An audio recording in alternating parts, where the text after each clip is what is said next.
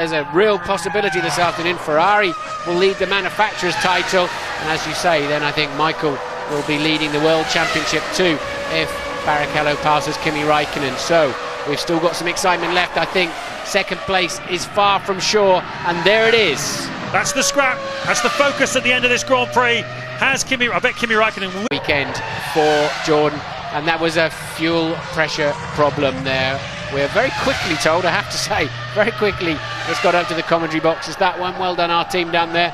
And Fisichella out of the Grand Prix. 7 to go at the A1 ring. Can Kimi Räikkönen take a course in defensive driving and hold off the charging Rubens Barrichello? We know how fast this Ferrari is. We've had a graphic demonstration of it this afternoon by Michael Schumacher, who was utterly mesmerising in the middle phase of this race.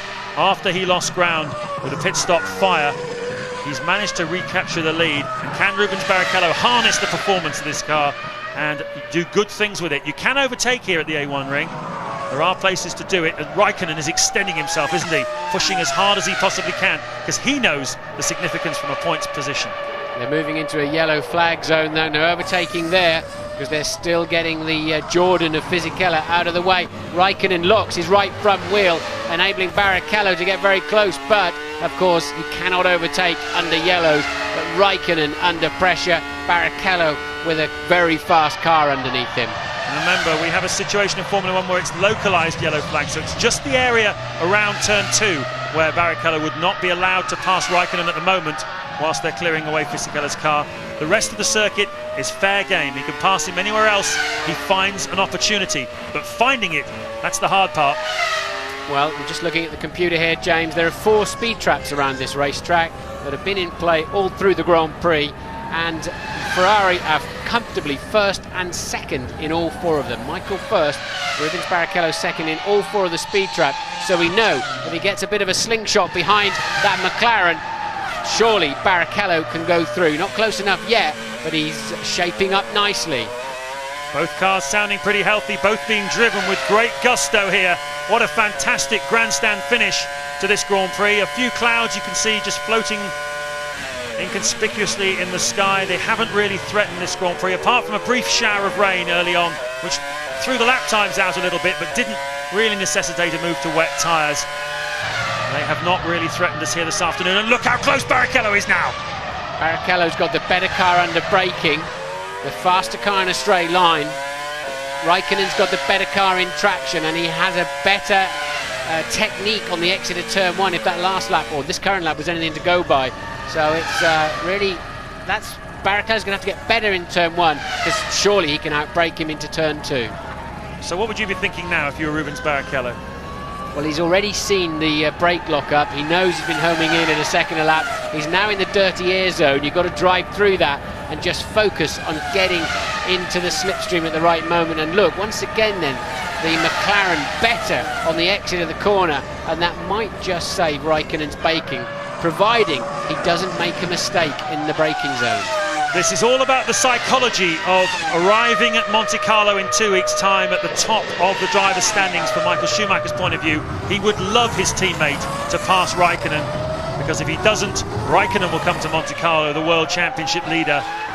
And psychologically, Ferrari would love to have that margin. Michael has not led the championship so far this season, and with only a few laps to go now, it's very interesting to see if he's going to be able to do it. Look at that lovely shot. Fantastic onboard action here at the A1 ring. Räikkönen's just got to concentrate so hard in the braking areas. That's where he's going to lose it. That's where he's going to make a mistake. And then he's got a chance of maintaining the second place. And again, look, he's quicker on the exit, quicker through the fast section, and then Barrichello drills him into the last braking zone, but can't get close enough to pick up the slipstream. A race full of dramas for the Ferrari team. Barrichello having problems with his refuelling rig, but for those he would be in front of Kimi Räikkönen now anyway. But Ferrari will be asking a lot of questions about the refuelling rigs here this weekend after delays for Barrichello and fires for Michael Schumacher. 3 to go. Can he do it? Yes, I wouldn't want to be working it into technique tomorrow morning. There'll be some fireworks, probably the wrong expression actually. There'll be some action around there while they try to work out what went on with the Ferrari refueling rigs. Having said that, they end up with a 1-2. They can't complain too much, can they? And now Barrichello really is in the slipstream, and Räikkönen has to go defensive. Takes a good line. Can he keep it tight on the exit, or will Barrichello get a slingshot? Räikkönen still has the racing line into the ladder curve. How far ahead of him is Barrichello? Not far enough is the answer. Räikkönen then placed his car nicely. Barrichello has the faster car, Räikkönen has the wider one. And he had the track position where it mattered. He kept the inside line into the left-hander, and Barrichello just couldn't go around the outside. So, round one in possibly what will be an interesting slugfest in these final 2 laps then of this Grand Prix. Where else can Rubens Barrichello think about having a go? This is his best chance, really, given the straight line speed of the Ferrari, but he's not close enough. And Ralf Schumacher's going to come into play anytime soon too. He's lapping a couple of seconds off the pace, so into the last lap Ralf Schumacher's going to be in there somewhere. He's being lapped.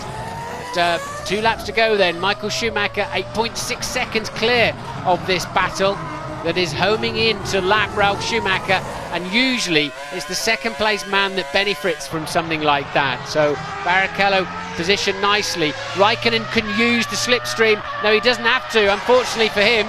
Ralf pulled clean out of the way. Räikkönen snatches a break. Can he keep it on the island? Yes, he can. And Rubens then running out of opportunities, James. He is. At the end of this lap, he'll have only 1 more lap to go. This really has got everybody standing up in the grandstands around here. Kimi Räikkönen, well, he learned an awful lot about not making mistakes and throwing away leads at the French Grand Prix last year when he made a little bit of a slip and Michael Schumacher got him. He was kicking himself after that race, and he's been kicking himself ever since, and he's not going to let it happen to him again. There you can see that moment just before when Rubens got right alongside him. Yes, that's a replay, of course, out of turn 3 into 4, the ladder curve, and it's just because Kimi really had the racing line. Nothing Rubens could do about that. Well positioned, good driving from the pair of them, has to be said. I once saw Nigel Mansell go around the outside of Gerhard Berger in a corner a bit like that, but clearly Rubens' discretion the better part of valour.